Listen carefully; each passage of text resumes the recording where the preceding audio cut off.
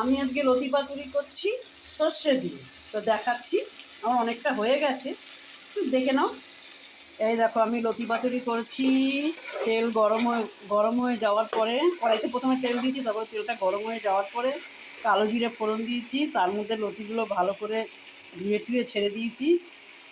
এইটা দিয়ে ঢেকে ঢেকে বেশ খানিকটা একটু ভাজা ভাজা করে নিয়েছি লতিটাকে। ওই ভাজা একটু ভাজা মানে একটু কড়া ভাজা না, ভাজা ভাজা মতন করে নিয়ে নুন হলুদ সব দিয়ে একটু ভাজা ভাজা করে নিয়ে তারপরে নরম নরম হয়ে গেছে। তারপরে একটু সর্ষে অল্প দিয়েছি, বেশি দেয়নি, সর্ষে বেশি খেতে পারি না। এবার এই যে সর্ষে দিয়ে দিয়েছি, সর্ষে দিয়ে একটু নাড়াচাড়া করছি, নাড়াচাড়া দিতেই হবে।